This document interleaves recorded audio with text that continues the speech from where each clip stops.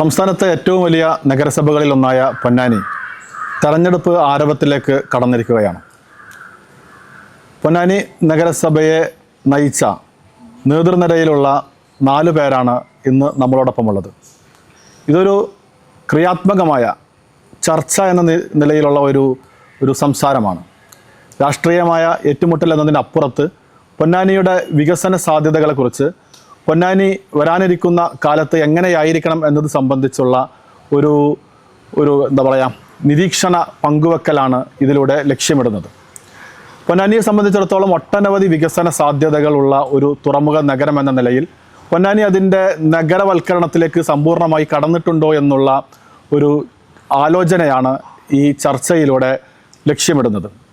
ഏതാണ്ട് 25 വർഷത്തിൽ ഏറെയായി പൊന്നാനി ഒരു സമഗ്രമായ നഗരം എന്ന നിലയിൽ രൂപവൽക്കരിക്കപ്പെട്ടിട്ടുണ്ടെങ്കിലും അതിൻ്റെ ഒരു സമഗ്രതയിലേക്ക്, ഒരു നഗരം എന്ന നിലയിലുള്ള സമഗ്രതയിലേക്ക് പൊന്നാനി കടന്നിട്ടുണ്ടോ എന്നുള്ള ഒരു ആലോചനയും വിമർശനവും, അതോടൊപ്പം ഇനി എന്ത് ചെയ്യാൻ കഴിയും എന്നുള്ള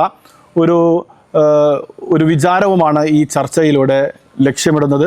നമ്മുടെ ഒപ്പം ഉള്ളത് നഗരസഭയുടെ മുൻ ചെയർമാൻമാരായ 2000 മുതൽ 2005 വരെയുള്ള ഏറ്റവും എന്താ പറയുക കാലുഷ്യമായ ഒരു നഗരഭരണത്തെ നയിച്ച ഏറെ ബഹുമാന്യനായ സി ഹരിദാസ്, അതുപോലെ അതിനുശേഷം നഗരസഭയുടെ സാരഥ്യം ഏറ്റെടുത്ത പടിഞ്ഞാറകത്ത് BV, CP മുഹമ്മദ് കുഞ്ഞി, ഏറ്റവും ഒടുവിൽ നിലവിലുള്ള ഭരണസമിതിയെ നയിച്ചുകൊണ്ടിരിക്കുന്ന ശിവദാസ് ആറ്റുപുറം. ഇവരാണ് നമ്മളോട് ഈ ചർച്ചയുടെ ഭാഗമായി പങ്കെടുക്കുന്നത്.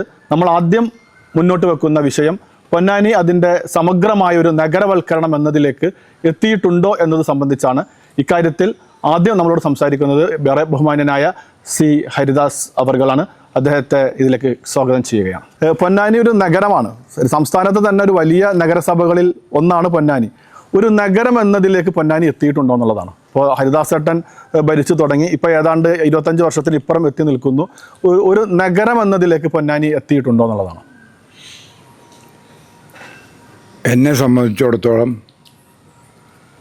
പൊന്നാനി മുനിസിപ്പാലിറ്റിയും 70 പഞ്ചായത്തും ചേർന്നുകൊണ്ടുള്ള വിശാല മുനിസിപ്പാലിറ്റി, 51 വാർഡുള്ള, അന്ന് ഇപ്പം 51 വാർഡുള്ള ഏറ്റവും വലിയ മലബാറിലെ ഒരു മുനിസിപ്പാലിറ്റി. നറുക്കെടുപ്പ് കൂടുകയാണ് 2000 മുതൽ 2005 വരെയുള്ള ഞാൻ തിരഞ്ഞെടുക്കപ്പെടുന്നത്. വളരെ മോശമായൊരു സിറ്റുവേഷനിൽ കൂടിയാണ് എൻ്റെ ഭരണകാലത്ത് എന്നെ എതിർത്ത് നിന്നിരുന്ന പ്രതിപക്ഷ പാർട്ടി, പ്രത്യേകിച്ച് മാർക്സിസ്റ്റ് കമ്മ്യൂണിസ്റ്റ് പാർട്ടി എന്നോടെടുത്ത നിലപാടുകൾ. ഇന്ന് ഞാനത് ഒറ്റയ്ക്കിരുന്ന് ചിന്തിക്കാറുണ്ട്. ഇതുകൊണ്ട് നമ്മുടെ പൊന്നാനിക്ക് എന്ത് നേട്ടമുണ്ടായി? ഞാൻ പറയുമ്പോൾ വേദനയുടെ കഥകൾ മാത്രമേ പറയാനുള്ളൂ. ഞാൻ മുനിസിപ്പൽ ചെയർമാനായിരുന്ന കാലത്താണ് വ്യക്തിപരമായി തന്നെ ഒന്നിച്ച് BAക്ക് ഒരേ ക്ലാസ്സിൽ ഒരേ ബെഞ്ചിൽ പഠിച്ച ശ്രീ AK ആൻ്റണി മുഖ്യമന്ത്രിയാവുന്നത്.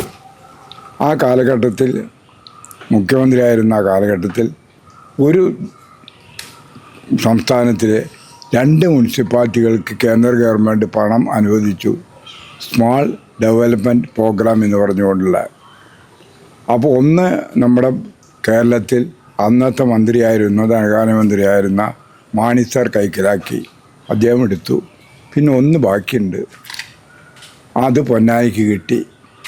ആ പണം ഉപയോഗിച്ചുകൊണ്ട് എൻ്റെ ആദ്യത്തെ തീരുമാനം, വളരെ പ്രയാസപ്പെട്ടാണ് തീരുമാനം എടുക്കുന്നത്. ഇന്നത്തെ പൊന്നാനി മുനിസിപ്പാലിറ്റിപ്പെട്ട നെയ്തല്ലൂർ എന്ന പ്രദേശത്ത് ഏറ്റവും ചുരുങ്ങിയ പൈസ കൊണ്ട്, അന്ന് ഭൂമിക്ക് ഇത്ര വില ഉണ്ടായിരുന്നില്ല, അവിടെ ഭൂമി വാങ്ങി എന്തിന്? ഇവിടുത്തെ ചപ്പും ചവറുകളൊക്കെ കൊണ്ടുപോയി അവിടെ ഡംപ് ചെയ്ത് അത് വളമാക്കി വിറ്റ്, ആ വളം നിർമ്മാണശാലയിൽ ഒരുപാട് ചെറുപ്പക്കാർക്ക്, യുവതികൾക്കും യുവാക്കൾക്കും ജോലി കൊടുക്കാനുള്ള ബൃഹത്തായ ഒരു പദ്ധതിക്ക് ഞാൻ രൂപം കൊടുത്തു. വളരെ കഷ്ടപ്പെട്ട് മുനിസിപ്പാലിറ്റിയിൽ അത് പാസ്സാക്കിയെടുത്തു. പക്ഷേ അതെനിക്ക് പ്രാവർത്തികമാക്കാൻ നെയ്തല്ലൂർ കഴിഞ്ഞില്ല. കാരണം വളരെ മോശമായ നിലയ്ക്ക് മുദ്രാവാക്യങ്ങൾ എഴുതി വച്ചു. എന്താ മുദ്രാവാക്യം? ഹരിദാസിൻ്റെ കാല് വെട്ടണം, ഹരിദാസിൻ്റെ കൈ വെട്ടണം, ഹരിദാസിൻ്റെ തല വെട്ടണം. പൊന്നാനിക്കാരുടെ മാലിന്യം കൊണ്ടുവന്നിടാനുള്ള സ്ഥലമല്ല നെയ്തല്ലൂര്. നെയ്തല്ലൂരെ ജനങ്ങൾ ഒന്നിച്ച് സംഘടിച്ചു, അത് വേണ്ടാന്ന് തീരുമാനിച്ചു. അതിൻ്റെ മറ്റൊരു വശം എന്താണെന്നറിയാമോ? എൻ്റെ ഭരണകാലം കഴിഞ്ഞ് രണ്ടാമത് വരുന്നത് അദ്ദേഹത്തിന് വരാൻ കഴിഞ്ഞില്ല. നാരായണ മാഷാണ് എൻ്റെ കഴിഞ്ഞ് വന്നത്. നാരായണ മാഷ് ഇതേ ഉദ്ദേശം കൊണ്ട് തന്നെ, നല്ല ഉദ്ദേശം തന്നെ, ആ സ്ഥലം വേണ്ട, വേറൊരു സ്ഥലം പുക്കേപ്പാടം എന്ന് പറയുന്ന ബിയ്യത്തിലേക്കും നെയ്തല്ലൂരിൻ്റെയും ഇടയിൽ കിടക്കുന്ന തോടിൻ്റെ അടുത്ത് കിടക്കുന്ന പുക്കേപ്പാടം എന്ന സ്ഥലം അക്വയർ ചെയ്തു. അവരിത് കൊണ്ടുവരുന്നു പറഞ്ഞപ്പോൾ UDF എന്ത് ചെയ്തു? മാഷ കാല് വെട്ടും, കൈ വെട്ടും, തല വെട്ടും, പൊന്നാനിക്കാരുടെ ഇത് കൊണ്ടുവന്നിടേണ്ട സ്ഥലമല്ല ഇത് പറഞ്ഞിട്ട് അവരും തുടങ്ങി.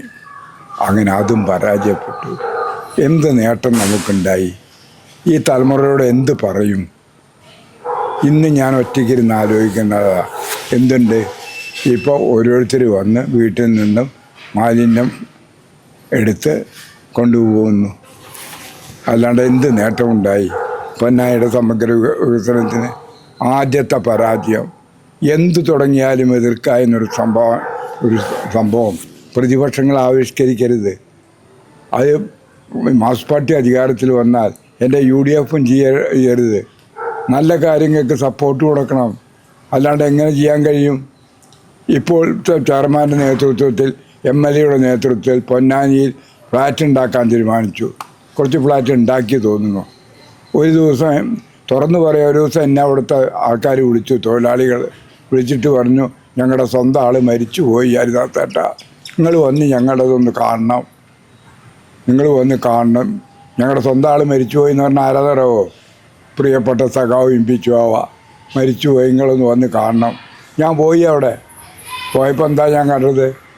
മുകളിലത്തെ ഫ്ലാറ്റിൽ നിന്ന് ഉള്ള മാലിന്യങ്ങൾ മുഴുവൻ താഴത്തെ ഫ്ലാറ്റിലെത്തിയിരിക്കണോ. ആൾ കൂടി ഇപ്പോൾ രണ്ടാമത് നേരെയാക്കി എന്നാണ് എനിക്ക് തോന്നുന്നത്. അതല്ല രാജ്യത്തെ ജനങ്ങൾക്ക് വേണ്ടി ഒട്ടേറെ പരിപാടികൾ അതാത് ഗവൺമെൻറ്റുകൾ ചെയ്യുന്നുണ്ട്. അത് സാധാരണക്കാർക്ക് എത്തിക്കണം. വാമ്പേ എന്ന് പറഞ്ഞൊരു പരിപാടി ഉണ്ടായിരുന്നു. ഞാൻ വാമ്പേ എന്ന പരിപാടി കൊണ്ടുവരുമ്പോൾ അന്ന് ഒരു കുടുംബത്തിന് 25,000 രൂപ, അല്ലേ? 25,000 രൂപയായിരുന്നു. പിന്നെ 30 രൂപ. പിന്നെ അത് വർദ്ധിപ്പിച്ചു. ഒട്ടേറെ വീടുകൾ കൊടുത്തു. എല്ലാത്തിനും തടസ്സം നിന്നു. പക്ഷെ അവിടെയൊക്കെ ഞാൻ രക്ഷപ്പെട്ടു. ആ പരിപാടിക്കെന്നും ഓർമ്മയുണ്ട്. വളരെ പ്രയാസപ്പെട്ടുകൊണ്ട് ഉദ്ഘാടനം ചെയ്ത ആരാ? അന്നത്തെ തദ്ദേശ വകുപ്പ് മന്ത്രിയായിരുന്ന ചേർക്കളം അബ്ദുള്ളയാണ് നമ്മുടെ ഹോസ്പിറ്റലിൻ്റെ അവിടെ വെച്ചിട്ട് അത് ഉദ്ഘാടനം ചെയ്തത്. അപ്പോൾ എൻ്റെ ഈ 5 വർഷത്തെ ഭരണകാലത്ത് എന്നെക്കൊണ്ട് ഒന്നും ചെയ്യിച്ചിട്ടില്ല. എന്തിത്ര വലിയ തെറ്റ്? എന്താണ് സാധാരണക്കാർക്ക് വേണ്ടിയിട്ടോ? വികസനമുണ്ടായി. ചന്ദ്രേട്ടൻ പറഞ്ഞ പോലെ ഇത് വളരെ പ്രധാനപ്പെട്ട ഒരു പോയിന്റ് ചന്ദ്രേട്ടൻ പറഞ്ഞു വെക്കുന്നുണ്ട്. പൊന്നാനി വികസനമുണ്ടായി, MLA റോഡുണ്ടായി, മറ്റേ കർമ്മ റോഡുണ്ടായി. കർമ്മ റോഡൊക്കെ ഒരു സംഭവം തന്നെയാണ്. അത് ഞാൻ ചെയ്യിച്ചത് ആദ്യകാലത്ത് ആരെ കൊണ്ടാണെന്നറിയാമോ? അന്നത്തെ നമ്മുടെ മന്ത്രിയായിരുന്ന PW മിനിസ്റ്ററായിരുന്ന മുനീറിനെ കൊണ്ട്. മുനീറാണ് ഉദ്ഘാടനം ചെയ്തത്. ഇതിലിപ്പോൾ ഒരു കാര്യം കൂടെ ഇതിലിപ്പോൾ വളരെ പ്രധാനപ്പെട്ട ഒരു പോയിന്റാണ് പറഞ്ഞു വെക്കുന്നത്. ഇപ്പോൾ വികസന കാര്യത്തിൽ, പ്രാദേശിക വികസന കാര്യത്തിൽ എങ്ങനെ ആയിരിക്കണം? ഇപ്പോൾ 2 കാലത്തെ മാലിന്യ സംസ്കരണത്തെ കമ്പയർ ചെയ്തിട്ട് അദ്ദേഹം പറഞ്ഞു. ഇപ്പോൾ പടിഞ്ഞാറകത്ത് BV നമ്മുടെ ശേഷം വന്ന ചെയർപേഴ്സൺ എന്ന നിലക്ക് ഇപ്പോൾ നിരന്തരമായി നമ്മൾ പൊന്നാനിയുടെ ഒരു നഗരമുഖം എന്ന നിലക്ക് പറഞ്ഞുകൊണ്ടിരിക്കുന്ന കുറേ സംഗതികളുണ്ട്. ഇപ്പോൾ അറവുശാല, മത്സ്യ മാർക്കറ്റ്, ശാസ്ത്രീയമായിട്ടുള്ള മീൻ മാർക്കറ്റ്, മറ്റേ മാംസ മാർക്കറ്റ്, അറവുശാലകൾ, ടൗൺ ഹാളുകൾ, അതേപോലെ ബസ് സ്റ്റാൻഡ്. ഇതിപ്പോൾ ഒരു പക്ഷേ എനിക്ക് തോന്നുന്നത് പൊന്നാനിയുടെ ഒരു നഗരസഭാ കാലം മുതൽ നിരന്തരമായി പറഞ്ഞു കേൾക്കുന്നൊരു സംഗതിയാണ്. ഇപ്പോൾ ചെയർപേഴ്സൺ എന്ന നിലക്ക് പടിഞ്ഞാറകത്ത് BV അവർ ഉണ്ടായിരുന്ന സമയത്തും ഈ ഒരു വലിയ ഒരു ചർച്ച ഉണ്ടായിരുന്നു. എന്തുകൊണ്ടാണ് ഈ സംഗതികൾ ആ കാലത്ത് ചെയ്യാൻ പറ്റാതിരുന്നത് എന്നത് ആലോചിച്ചിട്ടുണ്ടോ? ഈ കിട്ടിയ സ്മാൾ ആൻഡ് മീഡിയം പ്രോഗ്രാം പ്രകാരം ബസ് സ്റ്റാൻഡും അതിനോടനുബന്ധിച്ച് ഷോപ്പിംഗ് കോംപ്ലക്സ് എവിടെ തുടങ്ങാൻ തീരുമാനിച്ചവരാവോ? ഇന്നത്തെ നാഷണൽ ഹൈവേ പോകുന്നതിൻ്റെ പടിഞ്ഞാറ് ഭാഗത്ത് വയലുകളുണ്ടായിരുന്നു. ആ വയലുകൾ കളക്ടറെ കൊണ്ട് ജെന്റിൽമെൻസ് എഗ്രിമെൻ്റ് എന്ന് പറഞ്ഞ ഏർപ്പാടുണ്ട്. കളക്ടറും ഉദ്യോഗസ്ഥന്മാരും മുനിസിപ്പൽ സെക്രട്ടറിയും എല്ലാവരും കൂടി ആലോചിച്ച് സ്ഥലം ഏറ്റെടുക്കുക. അങ്ങനെ ഏറ്റെടുത്ത് തുടങ്ങാൻ വേണ്ടി ശ്രമിച്ചപ്പോൾ അവിടെയും മുടക്കം വന്നു. അല്ലെങ്കിൽ തമ്മറവട്ടം ജംഗ്ഷനിൽ നല്ല ഷോപ്പിംഗ് കോംപ്ലക്സ് വന്നിരുന്നു, നല്ല മറ്റേ ബസ് സ്റ്റാൻഡ് വന്നിരുന്നു. അതുകൊണ്ട് ഞാൻ പറയുന്നത് എൻ്റെ ഭരണകാലത്ത് എന്നെക്കൊണ്ട് ഒന്നും ചെയ്യിക്കാൻ ഇവർ സമ്മതിച്ചില്ല. കാരണം എനിക്ക് ഭൂരിപക്ഷമല്ല, ശരിയാ, എങ്ങനെയോ ടോൾസ് എനിക്ക് കിട്ടി. അതല്ല, കിട്ടിക്കഴിഞ്ഞ് ഞാൻ ചെയർമാനായാൽ എന്നെ സഹായിക്കണ്ടേ? നേരെ മറിച്ച് ഞാൻ അഴിമതിക്കാരനാണെങ്കിൽ എതിർക്കണം, ഞാൻ തെറ്റുകാരനാണെങ്കിൽ എതിർക്കണം. രാജ്യത്തിൻ്റെ പൊതുകാര്യങ്ങൾ നമ്മൾ അവർക്ക് വേണ്ട സപ്പോർട്ട് കൊടുക്കണം. അതുകൊണ്ട് എൻ്റെ 5 വർഷത്തെ കാലത്ത് എനിക്ക് യാതൊന്നും ചെയ്യാൻ സാധിച്ചില്ല. പൊന്നാനി ഇന്നും വെള്ളങ്ങൾ കെട്ടിക്കിടക്കുക. ഇനി വരാൻ പോകുന്ന തലമുറയോടേക്ക് അതാ പറയുന്നത്, ആ വെള്ളങ്ങൾ ഒഴിഞ്ഞു പോകണ്ടേ? ജിം റോഡ്, ആ ജിം റോഡിൻ്റെ അവിടെ നിന്നൊരു തോടുണ്ട്, അവിടെ പാടായിരുന്നു. അപ്പോൾ അതിൽക്കൂടെ തോട്, അത് പഴയ ത്രേസ്യ ടീച്ചറുടെ വീട് എന്നൊക്കെ പറയും. അവിടെ ആ വീട്ടിൻ്റെ അതിൽ കൂടെ വരും, നാസറുടെ പഴയ തറവാട്ടിൻ്റെ അതിൽ കൂടെ പോവും, പഴയ ദേവി തിയേറ്ററിൻ്റെ അതിൽ കൂടെ പോവും, അങ്ങനെ ആ സ്കൂളിൻ്റെ അതിൽ പോവും. അത് പോയിട്ട് നമ്മുടെ ശക്തി തിയേറ്ററിൻ്റെ അവിടെ എത്തിച്ചേരും. എന്നിട്ട് ആ തോട്ടിൽ ചേരുന്ന ബൃഹത്തായൊരു പദ്ധതി തടസ്സം നിന്നു, അത് നടപ്പാക്കാൻ കഴിഞ്ഞില്ല. ഈ വെള്ളങ്ങൾ മുഴുവൻ ഒഴിഞ്ഞു പോയിരുന്നില്ലേ? മറ്റൊന്ന്, കുട്ടനാട് നമ്മുടെ പ്രദേശം വെള്ളത്താൽ ഇന്നും ചുറ്റപ്പെട്ട് കിടക്കുന്നത്, അവിടെ പാവപ്പെട്ട കൊശവ കോളനി നിൽക്കുന്നു. എൻ്റെ ആഗ്രഹമായ മുഹമ്മദ് അബ്ദുറഹ്മാൻ സാഹിബിൻ്റെ പേരിലുള്ള ഹൗസിംഗ് കോളനി കേരളത്തിൽ എവിടെയില്ല അങ്ങനത്തെ ഒരു ഹൗസിംഗ് കോളനി. അത് മുങ്ങിപ്പോകുന്നു. അതിൻ്റെ ഫലമായി വീടുകൾ ആൾക്കാർ വിറ്റ് പോവുക. അപ്പോൾ കേൾസ് ഹൈസ്കൂൾ മുങ്ങിപ്പോകുന്നു, മിഷൻ സ്കൂൾ മുങ്ങിപ്പോകുന്നു, അതിൻ്റെ അപ്പുറത്തുള്ള സ്കൂൾ മുങ്ങിപ്പോകുന്നു. ആ വെള്ളം ഒഴിഞ്ഞു പോകണ്ടേ? ഒഴിഞ്ഞു പോകാനുള്ള ബൃഹത്തായ പദ്ധതിയുണ്ട്. എല്ലാവരും തടസ്സം നിന്നു, വെള്ളം ഒഴിക്കാൻ കഴിഞ്ഞില്ല. അതല്ല രാജ്യത്തിൻ്റെ പ്രശ്നം. നേരത്തെ സൂചിപ്പിച്ച പോലെ പൊന്നാനിയുടെ സമഗ്രമായ വികസനം, ആ സമഗ്രമായ വികസനത്തിന് എല്ലാവരും യോജിച്ച് നിൽക്കണം. തെറ്റ് കണ്ടെങ്കിൽ പറയാം, അഴിമതി നടത്തുന്നുണ്ടെങ്കിൽ ചൂണ്ടിക്കാണിക്കാം. അഴിമതി രാജ്യത്തിന് വികസനമല്ല, അത് അവൻ്റെ കുടുംബത്തിൻ്റെ കാര്യമാണ്. അതുകൊണ്ട് എൻ്റെ ആ 5 വർഷക്കാലത്ത് എനിക്കൊരു സഹകരണവും കിട്ടിയിട്ടില്ല.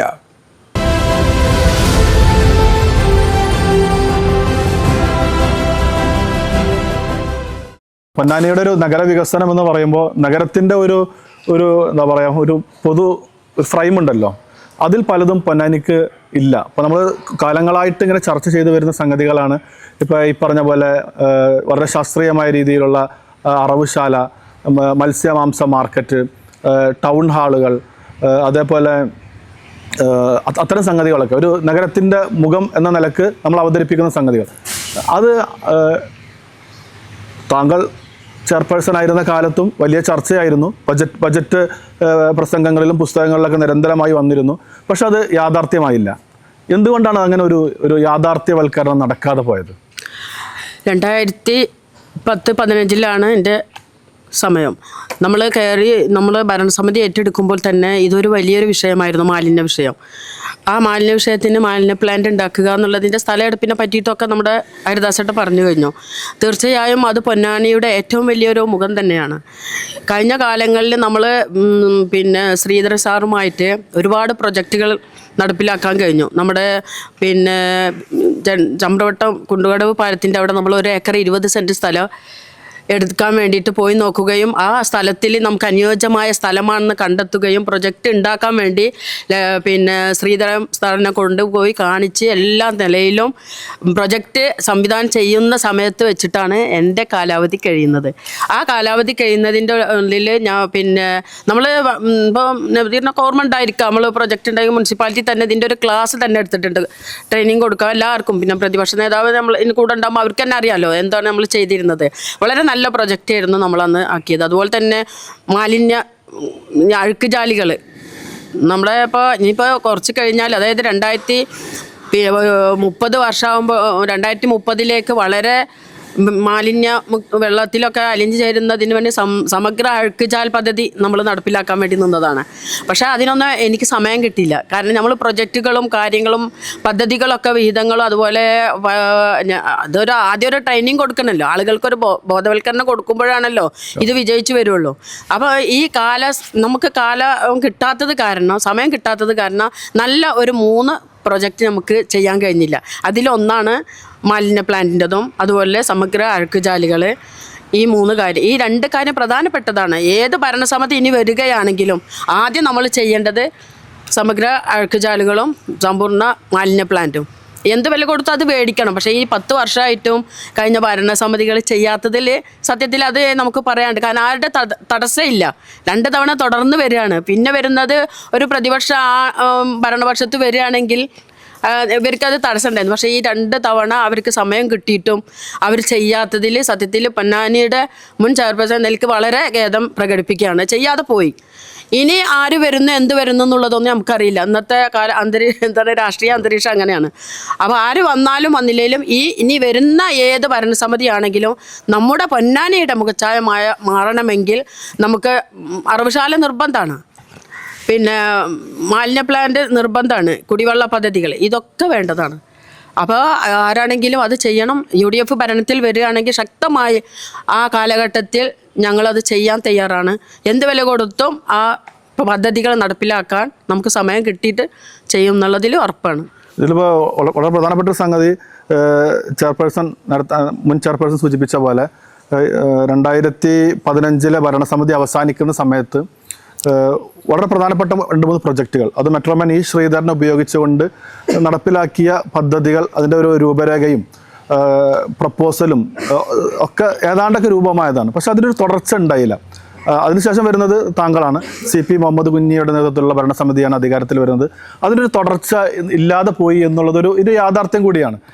എവിടെയാണ് ഇപ്പറഞ്ഞ പോലെ ഈ നഗരമുഖം എന്നതിലേക്ക് എത്തുന്നതിന് തടസ്സമായിട്ടുള്ള ഘടകങ്ങൾ വരുന്നത്? ഒരു പൗരാണിക തുറമുഖ നഗരിയാണ് നമ്മുടെ പൊന്നാനി. പൊന്നാനി നഗരസഭയുടെ വലിയ പരിമിതികൾ ഉൾക്കൊണ്ടുകൊണ്ടാണ് ഈഴുവത്തിരുത്തി പഞ്ചായത്ത് 2000 നഗരസഭയോട് കൂട്ടിച്ചേർക്കുന്നത്. എന്നാൽ പോലും മറ്റു നഗരങ്ങളെപ്പോലെ പൊന്നാനി നഗരസഭയ്ക്ക് സ്വന്തമായി സ്ഥലം ഇല്ലാത്ത ഒരു നഗരമാണ്. മറ്റെവിടെ പോയാലും നഗരസഭയുടേതായിട്ടുള്ള സ്വന്തം ആസ്തികൾ, സ്വന്തം സ്ഥലങ്ങൾ നമുക്ക് കാണാൻ കഴിയും. എന്നാൽ പൊന്നാനിക്ക് അത് അശേഷമില്ലാത്തൊരു നഗരിയാണ്. അപ്പോൾ അതുകൊണ്ട് തന്നെ അത് മാത്രമല്ല, പൊന്നാനി ഒരു ഫ്ലോട്ടിംഗ് പോപ്പുലേഷൻ, ഒരു അറ്റത്ത് കിടക്കുന്ന ഒരു നഗരി എന്ന രീതിയിൽ ആളുകൾ കടന്നു വരാൻ വയ്യാത്തൊരു സ്ഥലം കൂടിയാണ്. അപ്പോൾ ഇത് സംബന്ധിച്ച് പലതരത്തിലുള്ള ആലോചനകളും 2015 മുതൽ 20 വരെയുള്ള കാലഘട്ടത്തിൽ നടത്തുകയുണ്ടായി. പൊന്നാനിക്കൊരു നഗരസ്വഭാവം കൈവരണം, അതിൽ നേരത്തെ താങ്കൾ സൂചിപ്പിച്ചതുപോലുള്ള സംവിധാനങ്ങളൊക്കെ ഉണ്ടാകണം എന്നതിൻ്റെ ഭാഗമായാണ് കൃത്യമായൊരു മാസ്റ്റർ പ്ലാൻ നമ്മൾ തയ്യാറാക്കുകയുണ്ടായി. ആ തയ്യാറാക്കലിൻ്റെ ഭാഗമായി നമ്മൾ കണ്ടെത്തി, പൊന്നാനി ചമ്രോട്ടം ജംഗ്ഷനിൽ സ്ഥലം കണ്ടെത്തി നമ്മൾ മാർക്ക് ചെയ്തു. അവിടെ സ്വകാര്യ സംരംഭകരുമായി യോജിച്ചുകൊണ്ട് വിപുലമായ രീതിയിലൊരു സംവിധാനമാണ് നമ്മൾ ആലോചിച്ചത്. അതിൻ്റെ തുടർ പ്രവർത്തനങ്ങൾ സഖാവ് ശിവദാസ് ആറ്റുപുറത്തിൻ്റെ കാലഘട്ടത്തിൽ നടന്നിട്ട് അതിൻ്റെ ഒരു ഭാഗത്ത് എത്തി നിൽക്കുകയാണ്. അപ്പോൾ പൊന്നാനിയെ സംബന്ധിച്ചിടത്തോളം നേരത്തെ ഇവിടെ ഹരിദാസേട്ടനും എൻ്റെ പ്രിയപ്പെട്ട BV ചെയർപേഴ്സണൊക്കെ സൂചിപ്പിച്ചത് ചില കാര്യങ്ങൾ. അതിൽ പൊന്നാനിയിലെ കക്ഷി രാഷ്ട്രീയത്തിനപ്പുറത്തേക്ക് ജനങ്ങൾ സഹകരിക്കുന്നൊരു സ്ഥലമാണ് പൊന്നാനി. എൻ്റെ അനുഭവത്തിൽ അങ്ങനെയാണ്. പൊന്നാനി കക്ഷി രാഷ്ട്രീയത്തിനപ്പുറത്തേക്ക് വികസനക്ഷേമ രംഗത്ത് എല്ലാ അർത്ഥത്തിലുള്ള സഹായവും പിന്തുണയും ലഭിക്കുന്ന ഒരു കാലമായിരുന്നു. അപ്പോൾ അതിൽ ഏറ്റവും പ്രധാനമായിട്ട് മാലിന്യ സംസ്കരണവുമായി ബന്ധപ്പെട്ടിട്ടുള്ള നമ്മുടെ കാഴ്ചപ്പാട് മാറിയ കാലമാണ്. കേന്ദ്രീകൃത മാലിന്യ സംസ്കരണ പ്ലാന്റുകൾ ജനങ്ങൾ അവജ്ഞയോടെ തള്ളിക്കളയുന്ന കാലമാണ്. അതിനെ കൃത്യമായി മാലിന്യം സമ്പത്ത് എന്ന പുതിയ കാലത്തെ മുദ്രാവാക്യം ഉൾക്കൊണ്ടുകൊണ്ട് അതിനെ കൃത്യമായി പരിപാലിച്ച് കൊണ്ടുപോകുക എന്നുള്ളതാണ് മാലിന്യമുക്ത നവകേരളത്തിൻ്റെ ഭാഗമായി കേരളത്തിലെ ഇടതുപക്ഷ ജനാധിപത്യ മുന്നണി ഗവൺമെൻറ് ഹരിത കേരള മിഷൻ്റെ ഭാഗമായി ചെയ്തത്. അതിൻ്റെ ഫലമായാണ് ഇന്ന് ടൺ കണക്കിന് പ്ലാസ്റ്റിക്കുകൾ നമ്മുടെ തോടിലൂടെ ഒഴുകി കടലിലെത്തേണ്ടതും നമ്മുടെ വീട്ടമ്മമാർ അടുപ്പിലും അതുപോലെ തന്നെ തൊടിയിലുമൊക്കെ ഇട്ടുപോയിരുന്നതൊക്കെ ഇന്ന് കൃത്യമായി വീടുകളിൽ അത് ശേഖരിച്ച് കൊണ്ടുവന്ന് അത് കൃത്യമായി പരിപാലിച്ച് അത് വിഭവങ്ങളാക്കി മാറ്റുന്ന ഒരു പുതിയ രീതി നമ്മൾ വന്നിട്ടുണ്ട്. ഞാൻ ചുമതലയേൽക്കുന്ന സമയത്ത് പൊന്നാനി നഗരസഭയുടെ ഒരറ്റം മുതൽ മറ്റേ അറ്റം വരെ 26 കേന്ദ്രങ്ങളിലായിരുന്നു മാലിന്യങ്ങളുടെ കൂമ്പാരമായിട്ട് കിടന്നിരുന്നത്. മുക്കുപൊത്തിയല്ലാതെ സഞ്ചരിക്കാൻ കഴിയാത്ത കാലമായിരുന്നു. അതെല്ലാം ജനകീയമായിട്ട് 10 ദിവസത്തെ ഒരു ജനകീയമായിട്ടുള്ള വലിയൊരു സമഫലമായിട്ട് ഒരു ഹിമാലയൻ ടാസ്ക് എന്ന് തന്നെ അക്ഷരാർത്ഥത്തിൽ പറയാവുന്ന രീതിയിലുള്ള ഒരു പരിപാടി സംഘടിപ്പിച്ചതിൻ്റെ ഫലമായി അതെല്ലാം നമുക്ക് നീക്കം ചെയ്യാനും അത് ഇന്ന് ഒരു സ്ഥലത്തും അങ്ങനെ ദർശിക്കാൻ കഴിയാത്തൊരു പൊന്നാനിയാക്കി മാറ്റാൻ നമുക്ക് സാധ്യമായി. അപ്പോൾ ഇതെല്ലാം സാധ്യമാകുന്നത് ജനങ്ങളുമായി ചേർന്നുകൊണ്ട്, നാട്ടിലെ സന്നദ്ധ സാമൂഹ്യ സംഘടനകളുമായി ചേർന്നുകൊണ്ട് നമ്മൾ എടുക്കുന്ന ഇനീഷ്യേറ്റീവിൻ്റെ ഭാഗമായാണ്. മറ്റൊന്ന് ഇവിടെ സൂചിപ്പിച്ചതുപോലെ പൊന്നാനിയെ സംബന്ധിച്ചിടത്തോളം പൊന്നാനി എന്ന് പറഞ്ഞാൽ മതേതരത്വത്തിൻ്റെയും മതനിരപേക്ഷതയുടെയും നാടാണ്. അവിടെ മതനിരപേക്ഷതയ്ക്ക് അപ്പുറത്ത് നിൽക്കുന്ന ചില ചിദ്രശക്തികളുമായി ചേർന്നുകൊണ്ട് ഭരണം നടത്തുമ്പോൾ സ്വാഭാവികമായി ഉണ്ടാകുന്ന ചില പരിണതി നമ്മുടെ നാട്ടിലുണ്ടാവും. അതാണ് അതിൻ്റെ വസ്തുത. അല്ലാതെ അതൊരു കക്ഷി രാഷ്ട്രീയത്തിൻ്റെ ഒരു പാർട്ടി പൊളിറ്റിക്സിൻ്റെ ഭാഗമായിട്ടുള്ള എതിർപ്പുകളായിട്ട് അതിനെ കാണേണ്ടതില്ല. അപ്പോൾ തീർച്ചയായും പൊന്നാനി വിഭാവനം ചെയ്യുന്നത് നമ്മുടെ മണ്ണ് മതേതരത്വത്തിൻ്റെ മതനിരപേക്ഷതയുടെ ഫലഭൂഷ്ടമായ മണ്ണാണ്. ആ മണ്ണ് കാത്തു സൂക്ഷിക്കുക എന്ന ചുമതല കൂടി പ്രാദേശിക സർക്കാരുകൾക്കുണ്ട് എന്ന് നമ്മൾ വിശ്വസിക്കുന്നു. അപ്പോൾ തീർച്ചയായും പൊന്നാനിയുടെ ഒരു നഗരസ്വഭാവത്തിലേക്ക് പൊന്നാനി ഇപ്പോൾ ദേശീയപാത വന്നതോട് കൂടിയിട്ട് തീർച്ചയായിട്ടും നമ്മൾ ഒത്തൊരുമിച്ച് അതിൻ്റെ പരിമിതികളും അതോടൊപ്പം തന്നെ അതിൻ്റെ സാങ്കേതികതകളൊക്കെ ഓരോ പ്രശ്നങ്ങളുണ്ടെങ്കിൽ പോലും നമുക്ക് ഒത്തൊരുമിച്ച് അത് മുന്നോട്ട് പോകാൻ വേണ്ടി സാധ്യമാകും. ഇപ്പോൾ ലൈഫ് ഭവന പദ്ധതിയുടെ ഭാഗമായിട്ടും ആർദ്ര കേരളത്തിൻ്റെ ഭാഗമായിട്ടും പൊതുവിദ്യാഭ്യാസ സംരക്ഷണ യജ്ഞത്തിൻ്റെ ഭാഗമായിട്ടും പൊന്നാനിലെ വിദ്യാഭ്യാസ സ്ഥാപനങ്ങൾ, ആരോഗ്യ കേന്ദ്രങ്ങൾ ഒക്കെ വലിയ രീതിയിലുള്ള മാറ്റം നമുക്ക് നേരിട്ട് ഒരു 10 വർഷത്തിന് ഇപ്പുറത്തേക്ക് കണ്ടാൽ നമുക്ക് നേരിട്ട് തൊട്ടറിയാവുന്ന കാര്യങ്ങളാണ്. വലിയ മാറ്റങ്ങളാണ് അവിടെയൊക്കെ വന്നിട്ടുള്ളത്. അതേപോലെ തന്നെ നേരത്തെ സൂചിപ്പിച്ച കാര്യങ്ങളിലും വലിയ മുന്നേറ്റം നമുക്ക് ഉണ്ടാകേണ്ടതുണ്ട്. തീർച്ചയായും നമുക്ക് ഒരുമിച്ച് കൂട്ടായ്മയുടെ കരുത്ത് കണ്ട് ഇതൊക്കെ സാധ്യമാകുമെന്നാണ് എൻ്റെ വിശ്വാസം. നമ്മുടെ നിലവിലുള്ള ചെയർമാൻ ശിവദാസ് ആറ്റുപുറം ഇപ്പോൾ ഒരു 2020 വരെയുള്ള ഒരു നഗരമല്ല 2020 ശേഷമുള്ള പൊന്നാനി എന്ന് പറയുന്നത്. ഒരു പക്ഷേ ഒരു ഫ്ലോട്ടിംഗ് പോപ്പുലേഷൻ ഇല്ലാത്ത, മറ്റുള്ള നാടുകളിൽ നിന്നുള്ള ആളുകൾ ഇങ്ങോട്ടേക്ക് വരേണ്ടതില്ലാത്ത ഒരു നാട് എന്നതിൽ മാറി ദേശീയപാത ഒരു വലിയ ദൂരം കടന്നു പോകുന്നൊരു പ്രദേശം എന്ന നിലക്ക് വലിയ മാറ്റം സാധ്യമായിട്ടുണ്ട്. 2020 മുതൽ 2025 വരെയുള്ള ഒരു കാലം ആ രൂപത്തിലാണ്. പക്ഷേ ആ ദേശീയപാതയെ ഉപയോഗപ്പെടുത്തുന്ന തരത്തിൽ നമ്മുടെ നാടിൻ്റെ മാറ്റത്തെ, വികസനത്തെ രൂപപ്പെടുത്തുന്ന തരത്തിൽ ഒരു പ്ലാൻ തയ്യാറാക്കാൻ ഈ ഭരണസമിതിക്ക് സാധിച്ചിട്ടുണ്ടോ എന്നുള്ളൊരു വലിയ ചോദ്യമുണ്ട്. അതിൽ ഈ ഭരണസമിതിക്ക് വിജയിക്കാനായിട്ടുണ്ടോ? നമ്മൾ പൊന്നാനിയുടെ വികസനത്തെക്കുറിച്ച്, അതിൽ നഗരവൽക്കരണത്തെക്കുറിച്ച് പറഞ്ഞു വയ്ക്കുമ്പോൾ നമ്മളെല്ലാവരും വളരെ ആത്മപ്രശംസയോടെ പറയുന്നൊരു കാര്യം, പൊന്നാനി ഒരു പൗരാണിക തുറമുഖ നഗരത്തിൻ്റെ പ്രൗഢിയും അതോടൊപ്പം തന്നെ കാർഷിക ജീവിതം അനുഷ്ഠിക്കുന്ന ഗ്രാമീണ ജനതയുടെ വിശുദ്ധിയും പേറുന്ന ഒരു ആവാസ മേഖലയാണെന്ന് വേണം പറയാൻ. ഒരുപക്ഷേ നഗരവൽക്കരണത്തെക്കുറിച്ച് നമുക്കുണ്ടായിരുന്ന ചില കാഴ്ചപ്പാടുകളുണ്ട്. കെട്ടിപ്പൊക്കിയ അഹർമ്മ്യങ്ങൾ, പ്രത്യേകിച്ച് വലിയ വലിയ ഉയർന്ന ഹൈറൈസ് ബിൽഡിങ്ങുകൾ, തെരുവിലൂടെ ജനസഞ്ചയം ഒഴുകിയെത്തുന്ന ഒരു അങ്ങാടികൾ, അതുപോലെ തന്നെ നമ്മുടെ തോടുകളിലെല്ലാം തന്നെ മലിനജലം കറുത്തിരുണ്ട് ഒഴുകുന്ന ഒരു പ്രദേശം, പുകക്കുഴലുകൾ വ്യവസായ സ്ഥാപനങ്ങളിൽ നിന്നും, അതിൽ വാണിജ്യ വ്യവസായ സ്ഥാപനങ്ങളിൽ നിന്നും വിഷപ്പുക തുപ്പുന്ന പുകക്കുഴലുകൾ, ഇതൊക്കെ തന്നെ അതോടൊപ്പം തന്നെ തൊഴിൽ തേടി മറ്റ് പ്രദേശങ്ങൾ, ഗ്രാമീണ പ്രദേശങ്ങളിൽ നിന്നും ആളുകൾ നഗരങ്ങളിലേക്ക് എത്തുമ്പോഴുണ്ടാകുന്ന ഒരു നഗരത്തിൻ്റേതായിട്ടുള്ള യാന്ത്രിക ജീവിതം, ഇതൊക്കെയാണ് യഥാർത്ഥത്തിൽ നമ്മൾ ഒരു ഗ്രാമീണ ജീവിതം അനുഭവിച്ച ഒരു സാധാരണക്കാരൻ പട്ടണത്തിലെത്തുമ്പോൾ നമുക്ക് അനുഭവവേദ്യമാകുക.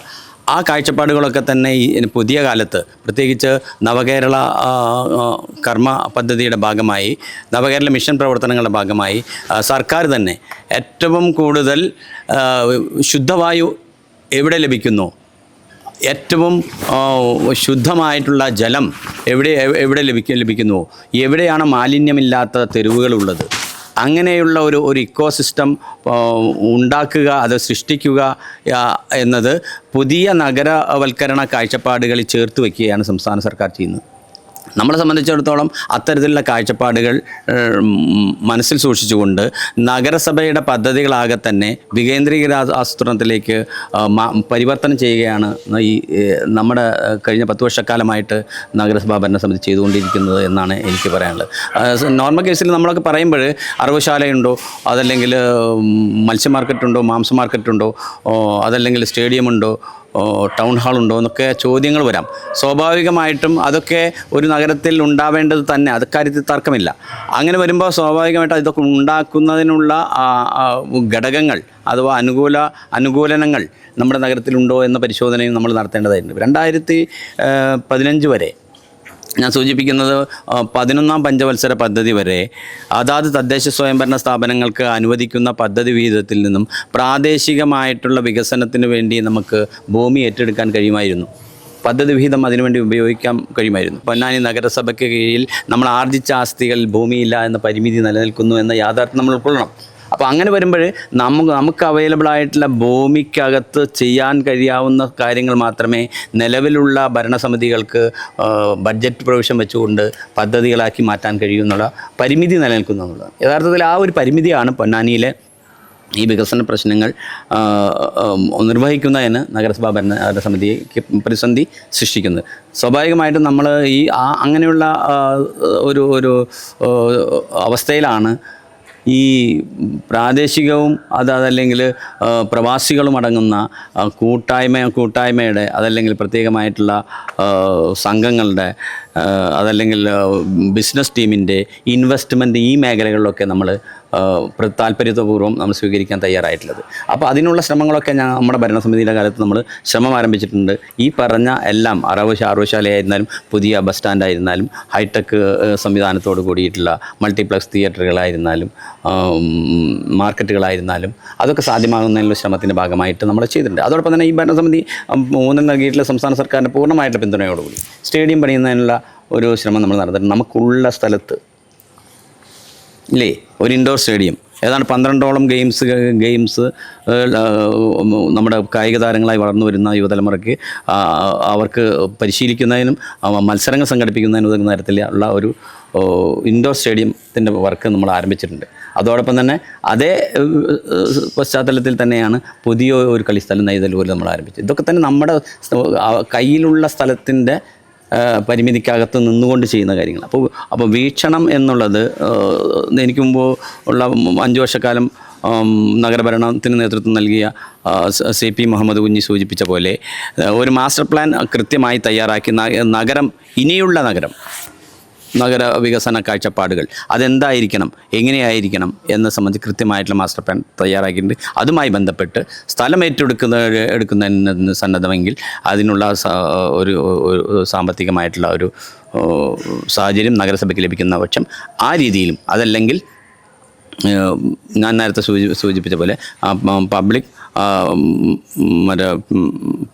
പീപ്പിൾ പാർട്ടിസിപ്പേഷനോടുകൂടി തന്നെ നമുക്കിത് പ്രൈവറ്റ് പാർട്ടിസിപ്പേഷനോടുകൂടി തന്നെ നമുക്കിത് പൊന്നാനിയിൽ സാധ്യമാക്കാൻ കഴിയും. അപ്പോൾ ഞാൻ ഊന്നൽ നൽകുന്നത് സ്ഥായിയായ വികസനത്തിന് തന്നെയാണ് ഈ പുതിയ കാലത്ത് പൊന്നാനി നഗരസഭയിൽ ഏറ്റവും കൂടുതൽ സാധ്യതയുള്ളത് എന്നുള്ളതാണ്. ടൂറിസത്തിന് വലിയ സാധ്യതകളാണ്. ഒരുപക്ഷെ ഞാൻ പറഞ്ഞു വയ്ക്കുന്നത് ഒരു കാലത്ത് പൊന്നാനിക്കാരില്ലാത്ത യാതൊരു മനുഷ്യരും പൊന്നാനിയിലേക്ക് വന്നിരുന്നില്ല. അപ്പോൾ അല്ലേ, അങ്ങനത്തെ ഒരു കാലം ഉണ്ടായിരുന്നു. എടപ്പാളൊന്നും ഇപ്പം ഒരു മനുഷ്യനും ഒരാവശ്യത്തിനില്ലാതെ പൊന്നാനിയിലേക്ക് വന്നിരുന്നില്ല. അക്കാലം മാറി. അത് ചമ്രവട്ടം ബഹുമാനനായിട്ടുള്ള പാലോളി മുഹമ്മദ് കുട്ടി മന്ത്രിയായിരുന്ന കാലത്ത് തുടങ്ങി വെച്ചിട്ടുള്ള നമ്മൾ ഉദ്ഘാടനം ചെയ്തിട്ടുള്ള ചമ്രവട്ടം പാലം തുറന്നതോടുകൂടി പൊന്നാനിയിലേക്ക് ആക്സസ് ഉണ്ടായി. പൊന്നാനിയിലേക്ക് കേരളത്തിൻ്റെ വ്യത്യസ്തമായിട്ടുള്ള ഭാഗങ്ങളിൽ നിന്നും ആളുകൾ ഒഴുകിയെത്തുന്ന സാഹചര്യമുണ്ടായി. അപ്പോൾ സ്വാഭാവികമായിട്ട് അത് നമ്മുടെ വലിയ സാധ്യതകളാണ് അത് തുറക്കുന്നത്. മാറ്റം സംഭവിച്ചിട്ടില്ല. നമ്മളൊക്കെ 5 കൊല്ലാണെങ്കിലും നമുക്ക് സമയപരിധി അല്ല ഞാൻ അല്ല നമ്മൾ ഇതൊരു പൊളിറ്റിക്കൽ ഇതല്ല. നമ്മൾ ഇനിയുള്ള പൊന്നാനിയുടെ വികസന കാഴ്ചപ്പാടുകളാണ് ഇനി നമുക്ക് എന്താണ് ചെയ്യാൻ കഴിയുക എന്നുള്ളതാണ് നമ്മുടെ. അല്ലാതെ XOR-Y LDF ആയിരുന്നാൽ UDF ആയിരുന്നാലും BJP ആയിരുന്നാലും അധികാരത്തിലേൽക്കുന്ന ഈ ഭരണസമിതികളുടെ സർക്കാരിൻ്റെ ചുമതലയിൽ പൊന്നാനിയിൽ എന്തൊക്കെ കാര്യങ്ങളാണ് നഗരജനതയ്ക്ക് വേണ്ടി ചെയ്തു കൊടുക്കാൻ കഴിയുക, നമ്മുടെ ഇപ്പോഴുള്ള പരിമിതികൾ എങ്ങനെയാണ് നമുക്ക് മുറിച്ച് കടക്കാൻ കഴിയുക, നമ്മുടെ വികസന കാഴ്ചപ്പാടുകൾ എന്താണ്? അതാണ് ഇന്ന് ഇവിടെ ചർച്ച ചെയ്യപ്പെടുന്നത്. അതുകൊണ്ടാണ് ഞാനിങ്ങനെ പറഞ്ഞു വെക്കുന്നത്.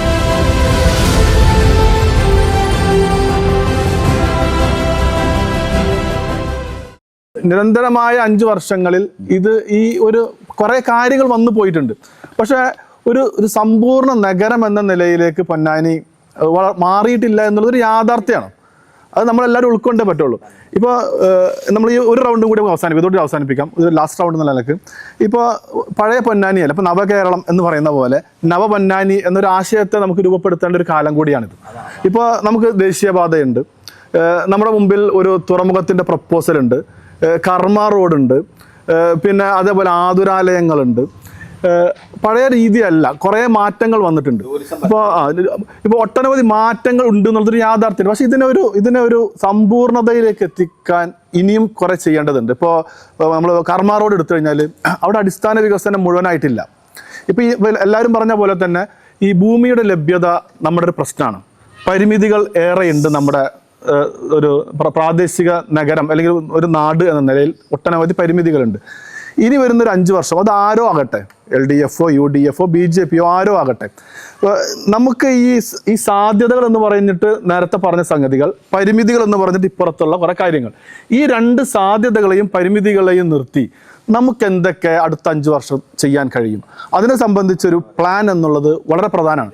അവിടെ ഈ പ്രതിപക്ഷം ഭരണപക്ഷം എന്നുള്ള ഒരു ഏറ്റുമുട്ടലിന് ഒരു പ്രസക്തിയില്ല. അത് സാധാരണ ജനവിഭാഗത്തിനോ അല്ലെങ്കിൽ ഇവിടുത്തെ ഗുണഭോക്താക്കൾക്കോ താല്പര്യമില്ലാത്ത സംഗതി കൂടിയാണ്.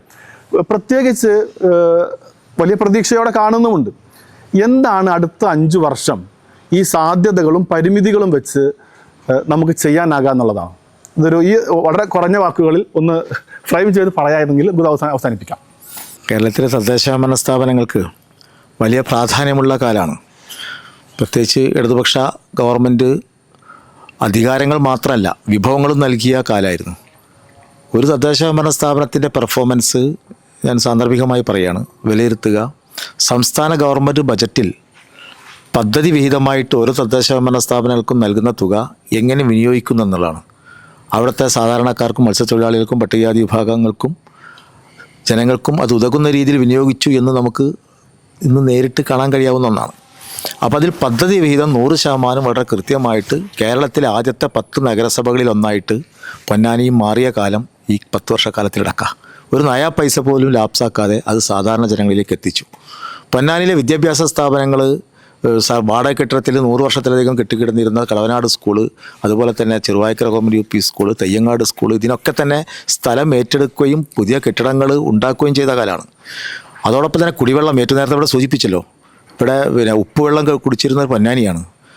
ശുദ്ധീകരണ പ്ലാന്റ് നമ്മുടെ നരിപ്പറമ്പിൽ ആരംഭിച്ച ശുദ്ധമായ വെള്ളം, ട്രീറ്റ് ചെയ്ത വെള്ളം നമുക്ക് കിട്ടിക്കൊണ്ടിരിക്കുകയാണ്.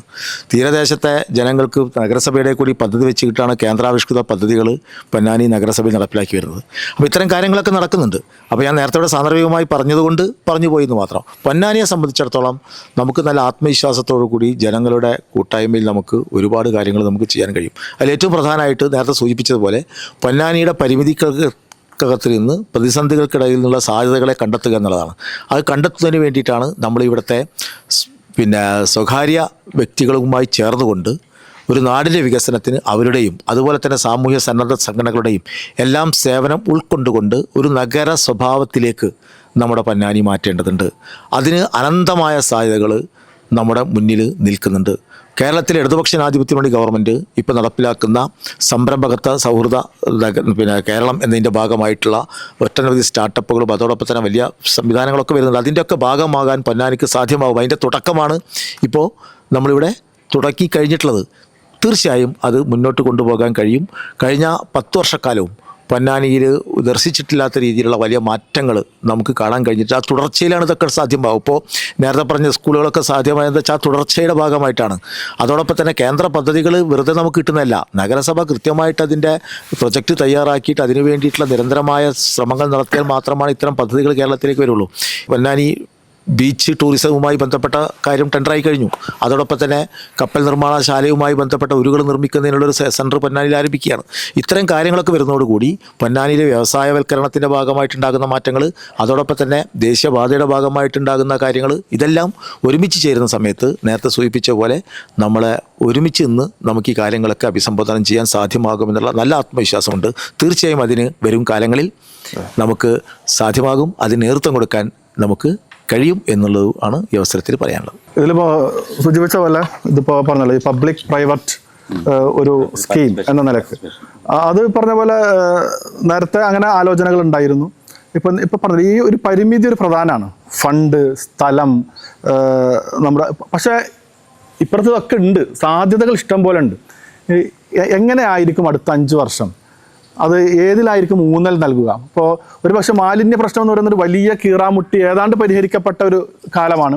കുടിവെള്ള പ്രശ്നം എന്നത് ഏതാണ്ട് പരിഹരിക്കപ്പെട്ട ഒരു സമയമാണ്. അടിസ്ഥാന സൗകര്യ വികസനവും ഏതാണ്ടൊക്കെ തീർന്നു കഴിഞ്ഞിട്ടുണ്ട്. പക്ഷേ ആളുകൾ ഇങ്ങോട്ടേക്ക് എത്തണം.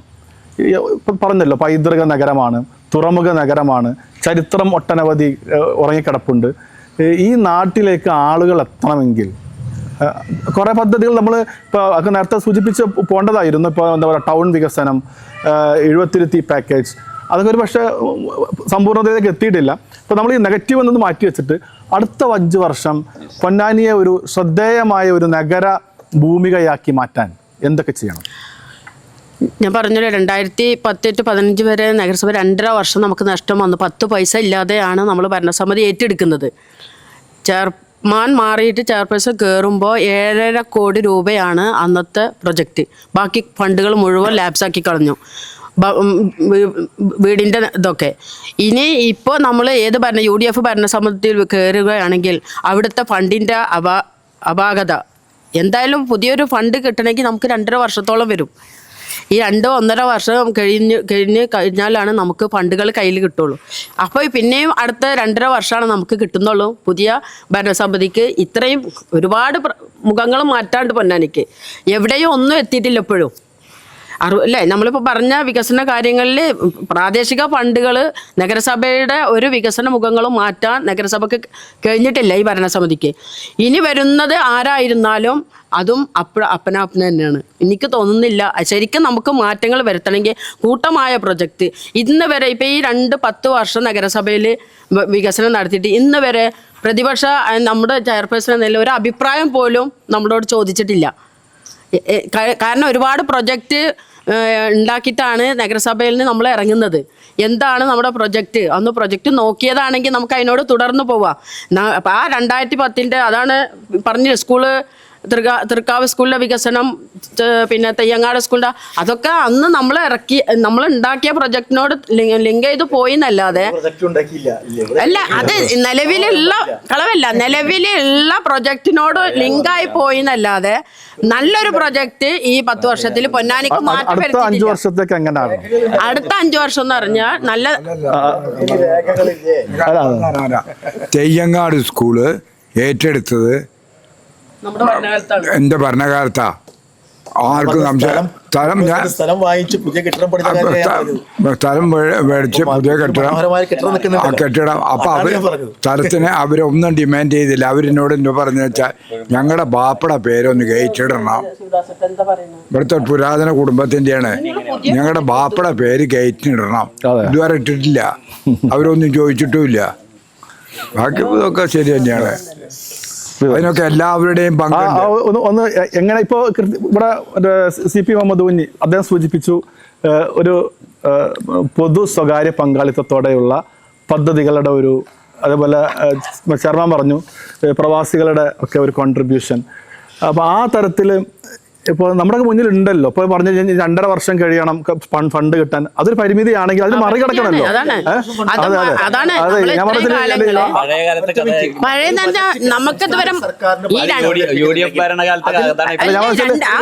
അതൊരു പരിമിതിയായിട്ട് തോന്നാണെങ്കിൽ അതിനെങ്ങനെ മറികടക്കാന്നുള്ളതാണ്. അതാണ് ചിറ്റല്ല. ഈ 10 വർഷം നിങ്ങളെ കയ്യിലുണ്ടായിട്ട് എന്തുകൊണ്ട് ഈ ആളുകളൊന്നും കണ്ടെത്താൻ നിങ്ങൾക്ക് സാധിച്ചില്ല? അതൊരു ചോദ്യമല്ലേ? അത് വേണ്ടല്ലോ. അല്ല ഇതിൽ നമ്മൾ ഈ ചർച്ചയോട് പ്രധാനമായി ഉദ്ദേശിക്കുന്ന ഒരു സാധനം എന്താണ് അടുത്ത 5 വർഷത്തേക്ക് എന്താണ് നമ്മളിവിടെ കാര്യം മനസ്സിലായി. നമുക്ക് ഇപ്പൊ പിന്നെ ബസ് സ്റ്റാൻഡ് വേണം, നല്ലൊരു ഏജൻസിയെ കിട്ടണം. കുടിവെള്ള പദ്ധതി ഇപ്പൊ ഏകദേശം പിന്നെ ഈ കടവനാട് കുടിവെള്ള പദ്ധതി 40 ഇതിൽ നമ്മൾ ഫിഷറീസ് വകുപ്പിന്റെ എൻ്റെ കാലത്താണ് ആ കുടിവെള്ള പദ്ധതി കടവനാട് കൊടുക്കുന്നത്. അതുപോലെ ഹൈഡ്രോളിക് പാലം കടവനാട് ബന്ധപ്പെടുത്തിയത് നമ്മുടെ കാലത്താണ്. ഡയാൽ സെന്റർ, എന്തെല്ലാം കാര്യങ്ങൾ അന്ന് എണ്ണി പറയാവുന്ന പ്രൊജക്റ്റുകൾ നമ്മൾ കൊണ്ടുവരും ചെയ്ത് ഇന്ന് അതിനോട് ലിങ്ക് ചെയ്ത്, അതാണ് ഞാൻ പറയുന്നത്. അന്നത്തെ കാലം നടത്തിയ പ്രൊജക്റ്റുകളോട് ലിങ്ക് ചെയ്ത് പോകുന്നില്ല. പുതിയ പദ്ധതി 10 കൊല്ലം കൊണ്ട് നമുക്ക് മാറ്റം വരുത്തുക. ഒരു മൃഗശാല കൊടുന്നില്ല, ഒരു ബസ് സ്റ്റാൻഡ് കൊടുന്നില്ല, പിന്നെ ഇപ്പൊ പറഞ്ഞ ഓരോ പ്രൊജക്റ്റുകളും കൊടുന്നില്ല. നിങ്ങളെ കയ്യിൽ 10 വർഷം ഉണ്ടായി, ഇനി 5 വർഷം നിങ്ങൾ എന്ത് ചെയ്യുമെന്ന് ചോദിച്ചാല് അതും അങ്ങനെ തന്നെ പോവുള്ളൂ. അതാ അത്രേ പറയാനുള്ളൂ. ഞാൻ പറഞ്ഞല്ലോ ചെയർമാൻ, നമുക്കിത് കൺക്ലൂഡ് ചെയ്യാം. ചെയർമാൻ കഴിഞ്ഞ് ഹരിദാസേട്ടൻ. ഇതില് വിഷയം എന്ന് വെച്ചാൽ ഇപ്പൊ നമ്മൾ ഇത്രയേ ഉള്ളൂ, വളരെ സിമ്പിളാണ് സംഗതി. നമ്മൾ ഈ രാഷ്ട്രീയമായ ചർച്ച അല്ലെങ്കിൽ രാഷ്ട്രീയമായ ഒരു ഏറ്റുമുട്ടൽ എന്നതിനപ്പുറത്തെ നാട് ആഗ്രഹിക്കുന്നുണ്ട്, നമ്മുടെ നാട് പൊന്നാനി ആഗ്രഹിക്കുന്നുണ്ട് അങ്ങനെ ഒരു സാധനത്തിനെ കുറിച്ചിട്ട്. ഈ നാട് ഒരു മെട്രോപൊളിറ്റനോ അല്ലെങ്കിൽ ഒരു കോർപ്പറേഷൻ മാതൃകയിലേക്ക് ഈ നാട് ആയി മാറണം എന്ന് നാട് നമ്മളിത് പറയാതെ അറിയില്ലല്ലോ. അല്ല സാറേ, നമുക്ക് സാധ്യതകളില്ലെങ്കിൽ നമുക്ക് പൊട്ടൻ വെക്കാം. നമുക്കൊരു വലിയ ടൂറിസം സാധ്യതയുണ്ട്, അത് പരമാവധി ഉപയോഗപ്പെടുത്തിക്കൊണ്ടിരിക്കുന്നുണ്ട്. ഗതാഗത മാർഗമുണ്ട്, എന്താ പറയുക, ഹൈവേ ഉണ്ട്, സംസ്ഥാന പാതകളുണ്ട്, കനാലുണ്ട്. അപ്പോൾ ഈ എല്ലാ വികസന സാധ്യതകളും ഒരു അക്ഷയഖനിയായി നിൽക്കുന്ന ഒരു നാടിനെ അടുത്ത 5 വർഷത്തേക്ക് എന്ത് എന്നുള്ളത് വലിയ ഈ പൊന്നാനിയുടെ പൊതുസമൂഹം കേൾക്കാൻ ആഗ്രഹിക്കുന്ന ഒരു സാധനമാണ്. അത് എന്ത് എന്നുള്ളതാണ് നമ്മൾ ഈ ചർച്ചയിലൂടെ പ്രധാനമായും. തീർച്ചയായും കുറ്റപ്പെടുത്തലുണ്ട് അല്ലെങ്കിൽ പൂർവ്വകാലത്തെ കുറിച്ചുള്ള പറയാതിരിക്കാൻ കഴിയില്ലാത്തത് കൊണ്ടാണ് പറഞ്ഞത്. ഇനി നമ്മൾ വളരെ ചുരുക്കിയിട്ട് പൊന്നാനിയുടെ ഒരുപാട് ഈ പറഞ്ഞ പോലെ സാധ്യതകളുള്ള ഒരു മേഖലയാണ് വികസന കാര്യങ്ങളിൽ. തീർച്ചയായും നല്ല നിലയിൽ, അതായത് രാഷ്ട്രീയ മുഖം നോക്കാതെ നല്ല നിലയിൽ വികസനങ്ങൾ വന്നു കഴിഞ്ഞാൽ ഇതൊക്കെ നമ്മുടെ ജനങ്ങൾക്ക് ആവശ്യമുള്ളതാണ്. ഈ കാര്യങ്ങളൊക്കെ അതിന് UDFന്റെ എല്ലാ പിന്തുണയും ഞങ്ങൾ ഉണ്ടാവും എന്ന് ഉറപ്പ് പറയാണ്. നമ്മുടെ ഇനിയുള്ള പൊന്നാനി അഥവാ നമ്മുടെ ഭാവി പൊന്നാനി എങ്ങനെയായിരിക്കണം എന്നതാണ് ഇന്നിവിടെ ചർച്ച ചെയ്യപ്പെടുന്ന ഏറ്റവും പ്രധാനപ്പെട്ട ഒരു വിഷയം. അത് കാലിക പ്രസക്തിയുള്ള ഒരു വിഷയം തന്നെയാണ്, പ്രത്യേകിച്ച് തെരഞ്ഞെടുപ്പിൻ്റെ മുഖത്ത് നിൽക്കുമ്പോൾ. അപ്പോൾ ഈ നഗരത്തെക്കുറിച്ച് ഞാൻ നേരത്തെ പറഞ്ഞ പോലെ നഗരവൽക്കരണത്തിൻ്റെ ദൂഷ്യഫലങ്ങൾ അനുഭവിക്കുന്ന, ഇപ്പോൾ ബ്രഹ്മപുരമായിരുന്നാലും ഞെളിയമ്പറമ്പായിരുന്നാലും ഒക്കെ നമ്മുടെ മുന്നിലുണ്ട്. അതൊക്കെ തന്നെ പിന്നീട് വികേന്ദ്രീകൃത ആസൂത്രണത്തിൻ്റെ ഭാഗം, അതിൽ വികേന്ദ്രീകൃത മാലിന്യ സംസ്കരണത്തിൻ്റെ ഭാഗത്തിൽ ആ രീതിയിലേക്ക് മാറി ചിന്തിച്ചു, അത് പ്രായോഗികവൽക്കരിച്ചു എന്നുള്ളതാണ് മാലിന്യമുക്ത നവകേരളം നമ്മെ പഠിപ്പിക്കുന്നത്. അത് പുതിയൊരു അനുഭവമാണ്. അപ്പോൾ തെളിമയുള്ള പരിസരം സൃഷ്ടിക്കാൻ നമുക്ക് സാധ്യമായി എന്നുള്ളതാണ്. അപ്പോൾ അത് ഒരു കാഴ്ചപ്പാടിൻ്റെ പ്രശ്നം. ഞാൻ പറയുന്നത് ഇനിയുള്ള പൊന്നാനി ആയിരിക്കണം, പൊന്നാനിയുടെ വികസനം ഇനി ഏത് മേഖലയിലാണ്, ഏത് കാഴ്ചപ്പാടുകളാണ് ഭരണകർത്താക്കൾ സ്വീകരിക്കേണ്ടി വരിക എന്ന ഒരു വിഷനാണ് ഇവിടെ ചർച്ച ചെയ്യപ്പെടുന്നതാണ് ഞാൻ മനസ്സിലാക്കുന്നത്. ആ ഒരു അർത്ഥത്തിൽ ഇപ്പോൾ പൊന്നാനിയെ സംബന്ധിച്ചിടത്തോളം ഇപ്പോൾ നമ്മൾ തിരൂരെടുത്താലും അതല്ലെങ്കിൽ പെരിന്തൽമണ്ണ എടുത്താലും നമുക്കറിയാം, അവിടങ്ങളിലൊക്കെ തന്നെ ഈ സ്വകാര്യ കമ്പനികളുടെ അതല്ലെങ്കിൽ വാണിജ്യ സ്ഥാപനങ്ങൾ അനുദിനം വർദ്ധിച്ചു വരുന്നതായി കാണാം. സ്വാഭാവികമായിട്ടും ഈ പെരിന്തൽമണ്ണയ്ക്കും അതുപോലെ തന്നെ തിരൂരിനും ഒരു നഗരവൽക്കരണ സ്വഭാവത്തിലേക്ക് ഈ സ്വകാര്യ ഇൻവെസ്റ്റ്മെൻറ്റ് മാറിയിട്ടുണ്ട് എന്ന് സൂചിപ്പിക്കാനാണ് ഞാനത് പറയുന്നത്. ഇപ്പോൾ ലുലു മാളായിരുന്നാലും നെസ്റ്റോ ആയിരുന്നാലും അത് അങ്ങനെ അത്തരത്തിലുള്ള വാണിജ്യ വ്യവസായ സ്ഥാപനങ്ങൾ അതല്ലെങ്കിൽ മാളുകൾ ജനങ്ങൾ കൂട്ടത്തോടുകൂടി ഒന്നിച്ച് കയറിയിറങ്ങുന്ന സ്ഥാപനങ്ങൾ ഉണ്ടാവുക എന്നത് നഗരവൽക്കരണത്തിൻ്റെ മറ്റൊരു ഗുണഫലമായിട്ട് നമുക്ക് കാണാൻ കഴിയും. അതോടൊപ്പം തന്നെ നഗരസഭയ്ക്ക് വരുമാനം ഉണ്ടാക്കാവുന്ന ചില മേഖലകൾ കൂടിയാണ്. അപ്പോൾ ഈ നഗരസഭയ്ക്ക് സത്യത്തിൽ ആ മേഖലയിലേക്ക് ഇടപെടാൻ കഴിയില്ല എന്ന പരിമിതിയാണ്. ഇതാണ് ഞാൻ പറയുന്നത് ആദ്യത്തെ പരിമിതി. അപ്പോൾ അങ്ങനെയുള്ള മേഖലകളിൽ സ്വാഭാവികമായിട്ടും ഇൻവെസ്റ്റേഴ്സ് ഈ മേഖലയിൽ ഫണ്ട് നിക്ഷേപിക്കാൻ തയ്യാറായിട്ടുള്ള പ്രവാസികൾ ഉൾപ്പെടെയുള്ള സ്വകാര്യ വ്യക്തികളും അതുപോലെ തന്നെ അവരുടെ സംഘങ്ങളും ഉൾപ്പെടുന്ന ആളുകൾ ഈ പൊന്നാനിയിലെ വ്യത്യസ്തമായിട്ടുള്ള ഭൂയിടങ്ങൾ കേന്ദ്രീകരിച്ച് അത് വരും കാലങ്ങളിൽ അത് ആരംഭിക്കാനുള്ള ഒരു സംവിധാനം ഉണ്ടാകുമെന്നാണ് നമ്മൾ പ്രതീക്ഷിക്കുന്നത്. അതാണ് ഒന്നാമത്തത്. മറ്റൊന്ന്, ഒരു സംശയം വേണ്ട, പൊന്നാനിയുടെ ഇനിയുള്ള ഭാവി വികസനം കേന്ദ്രീകരിക്കപ്പെടുക ടൂറിസം മേഖലയിൽ തന്നെയാണ്. ഇപ്പോൾ ബീച്ച് ടൂറിസത്തിൻ്റെ ഭാഗമായി ബഹുമാനിയായിട്ടുള്ള MLA ഒരു ഇടപെടലിൻ്റെ ഭാഗമായിട്ട് നമ്മുടെ പൊന്നാനി വളരെ മനോഹരമായ ഒരു തീരം ഉണ്ടാകുമെന്ന് പ്രതീക്ഷ നമുക്ക് നൽകുന്നു. കർമ്മ റോഡ് എന്ന് വിളിക്കുന്ന നിലയോര പാതയിൽ വരുന്ന മാറ്റങ്ങൾ, പുളിക്കക്കടവിൽ ഇപ്പോൾ നമ്മുടെ ഭരണസമിതി തുടങ്ങി വെച്ചിട്ടുള്ള അഡ്വഞ്ചറസ് ടൂറിസം, അതുപോലെ തന്നെ ഇപ്പം പുതിയ ബോട്ടിംഗ്, കയാക്കിംഗ് പോലുള്ള പുതിയ ടൂറിസം, പുതിയ ന്യൂജൻ ആവശ്യപ്പെടുന്ന ട്രെൻഡിനനുസരിച്ച ടൂറിസം, ഇതൊക്കെ പുതിയ കാലത്തെ നമ്മുടെ സാധ്യതകളാണ് വർദ്ധിപ്പിക്കുന്നത്. എന്നാൽ ഏറ്റവും പ്രധാനമായിട്ടുള്ള യുവജനങ്ങൾ അഭിമുഖീകരിക്കുന്ന തൊഴിലില്ലായ്മ എന്നുള്ളത് വലിയൊരു പ്രശ്നമാണ്. അതിനെ അഡ്ജസ്റ്റ് ചെയ്യുന്നതിന് തുടക്കം കുറിക്കുകയാണ് യഥാർത്ഥത്തിൽ വിജ്ഞാന കേരളം പരിപാടിയിലൂടെ. അപ്പോൾ 2 തൊഴിൽമേളകൾ നടത്തിക്കൊണ്ട് 1034 പേർക്ക് നമുക്ക് തൊഴിൽ കൊടുക്കാൻ കഴിയും. അപ്പോൾ ഇതൊക്കെയാണ് വീടുകളിൽ ഒറ്റപ്പെട്ടു പോകുന്ന വയോജനങ്ങൾ, അപ്പോൾ അവരുടെ ക്ഷേമം, ഇതൊക്കെ പുതിയ കാലത്ത് നമ്മൾ അഡ്ജസ്റ്റ് ചെയ്യേണ്ട മേഖലകളാണ്. ഈ പറഞ്ഞ പോലെ മാർക്കറ്റുകളും അതുപോലെ തന്നെ അറവുശാലയും മത്സ്യ മാർക്കറ്റും മാംസ മാർക്കറ്റും ബസ് സ്റ്റാൻഡും സ്റ്റേഡിയവും അതൊക്കെ നമുക്ക് നമ്മുടെ വികസന പരിധിയിൽ വരുന്ന കാര്യങ്ങൾ തന്നെയാണ്. അതിൻ്റെ സാധ്യതകൾ കൂടി പരിശോധിച്ചുകൊണ്ട് അത് സ്വകാര്യ മേഖലയിലെങ്കിൽ സ്വകാര്യ മേഖലയിൽ, PPP അടിസ്ഥാനത്തിലെങ്കിൽ PPP അടിസ്ഥാനത്തിൽ, സർക്കാർ CSR ഫണ്ട് ഉപയോഗിച്ച് നമുക്ക് ഭൂമി എടുക്കാൻ കഴിയുമെങ്കിൽ അതിൻ്റെ ഒരു സാധ്യത, ഇതൊക്കെ തന്നെ വരും കാലങ്ങളിൽ നമുക്ക് പരിശോധിക്കപ്പെടണം. അതോടൊപ്പം തന്നെ പൊന്നാനിയുടെ ഒരു ആർക്കൈവ് എന്നുള്ള അർത്ഥത്തിൽ പൊന്നാനിയുടെ പൗരാണികത സംരക്ഷിക്കപ്പെടുന്ന തരത്തിലുള്ള ഒരു ഇടപെടൽ നമുക്ക് നടത്താനായിട്ട് സാധ്യമോ. അങ്ങനെയാണ് പൊന്നാനിയെക്കുറിച്ച് നമ്മൾ പൊന്നാനിയുടെ വികസന കാഴ്ചപ്പാടുകൾ ഭാവിയിൽ എന്നുള്ള ആ ഒരു കാഴ്ചപ്പാടോടുകൂടി നമുക്ക് മുന്നോട്ട് വയ്ക്കാനുള്ളത്.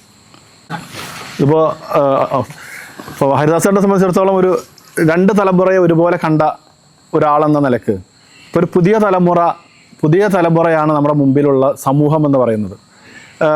ഹരിദാസേട്ടൻ ആഗ്രഹിക്കുന്ന പൊന്നാനി പുതിയ തലമുറക്ക് മുമ്പിൽ എങ്ങനെ ആയിരിക്കണം? ഇപ്പോൾ പഴയ കാര്യങ്ങളൊക്കെ നമുക്ക് കണ്ടുവിടാം. ഇപ്പോൾ പുതിയ തലമുറ നമ്മുടെ മുമ്പിലുണ്ട്. ഈ പുതിയ തലമുറക്ക് മുമ്പിൽ പൊന്നാനി എങ്ങനെ ആയിരിക്കണമെന്ന് ഒരുപക്ഷെ പഴയ പൊന്നാനിയെ കണ്ട ആൾ എന്ന നിലക്ക് വളരെ ആധികാരികമായിട്ട് പറയാൻ സാധിക്കും. അത് പറഞ്ഞ് നമുക്ക് ഈ ചർച്ച അവസാനിപ്പിക്കാം. ഒരു കാര്യത്തിൽ പൊന്നാനി എല്ലാ രാജ്യത്തിൻ്റെ മുമ്പിൽ തലയുയർത്തി നിൽക്കുന്നുണ്ട്. നേരത്തെ എൻ്റെ സ്നേഹിതൻ ഇവിടെ സൂചിപ്പിച്ച പോലെ മതേതരത്വത്തിൻ്റെ കാര്യത്തിൽ എവിടെയും ഞാൻ പറയാറുണ്ട്, എൻ്റെ പൊന്നാനി, എനിക്ക് ജന്മം നൽകിയ എൻ്റെ പൊന്നാനി ചെറിയ മക്കയാണ്. ഈ കാലഘട്ടത്തിൽ അത് പറയണം നമ്മൾ. ആ ചെറിയ മക്കയ്ക്കും പൊന്നാനിക്കും യാതൊരു മാറ്റവും വരില്ല. ആരുമായിട്ട് പേടിക്കും വേണ്ട. പക്ഷേ പൊന്നാനിയിൽ ആൾക്കാർ വന്ന് താമസിക്കുന്നുണ്ട് ഇഷ്ടം പോലെ. ഇപ്പോൾ ഈയിടെ ഒരു രസകരമായ ഒരു സംഭവം പറയാം. കൊല്ലത്തുനിന്നോ കൊട്ടാരക്കരയിൽ നിന്നോ മറ്റൊരു ഉദ്യോഗസ്ഥൻ വന്നു പുതുതായി പൊന്നാനിയിൽ. അയാൾ പറഞ്ഞു, വരുമ്പോൾ ആൾക്കാർ പറഞ്ഞിട്ടുണ്ട്, പൊന്നാനി വളരെ മോശം സ്ഥലമാണ്, അവിടെ നിങ്ങൾ വേഗം പോയി ട്രാൻസ്ഫർ ചെയ്യണം, വാങ്ങിക്കോളി, അവിടെ താമസിക്കാൻ പറ്റില്ല. കുറച്ച് ദിവസം കഴിഞ്ഞ് തിരിച്ചു വിളിച്ചു പറഞ്ഞു, ഇതുപോലൊരു സ്ഥലമില്ല, ഞാൻ എൻ്റെ വീടിനെയും കുട്ടികളൊക്കെ ഇങ്ങോട്ട് കൊണ്ടുവരാൻ പോവുകയാണ്, ഒരു സ്ഥലം കിട്ടുമോ? പൊന്നാനിയിൽ വന്ന് പഴയ കാലം മുതൽ തന്നെ വന്ന് താമസിക്കുന്ന ഡോക്ടർമാരായാലും ശരി, മറ്റുള്ള ഉദ്യോഗസ്ഥന്മാരായാലും ശരി, പൊന്നാനി വന്ന് സ്ഥലമെടുത്ത് താമസിക്കും, ഒരിക്കലും വിട്ടുപോകില്ല. പൊന്നാനി മതസൗഹാർദ്ദത്തിൻ്റെയും ജനങ്ങളുമായി ഏറ്റവും അടുപ്പമുള്ളൊരു പ്രദേശമാണ്. അതിനൊന്നും യാതൊരു മാറ്റവും വന്നിട്ടില്ല.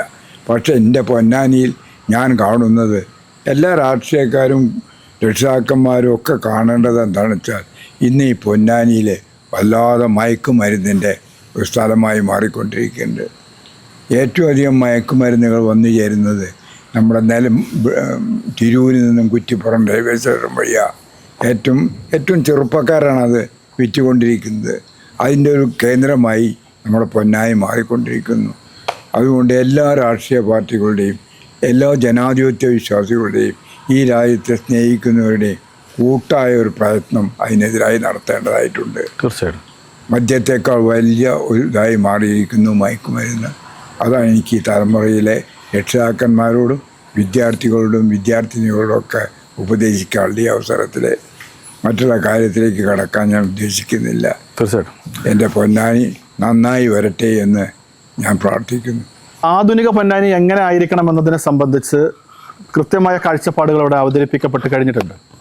പരിമിതികളും സാധ്യതകളും ഒരുപോലെ നിറഞ്ഞു നിൽക്കുന്ന തുറമുഖ നഗരത്ത് അടുത്ത 5 വർഷം ഏറ്റവും മികവിൻ്റെ ഒരു 5 വർഷമായി മാറട്ടെ എന്ന് ഈ നാടാകെ ആഗ്രഹിക്കുന്നുണ്ട്. അതിന് നേതൃത്വം നൽകാൻ ഇവിടുത്തെ പുതിയ ഭരണസമിതിക്കും രാഷ്ട്രീയ സാമൂഹ്യ സാംസ്കാരിക നേതൃത്വത്തിനും സാധിക്കട്ടെ എന്ന പ്രത്യാശയോടെ ഈ പരിപാടി അവസാനിക്കുന്നു.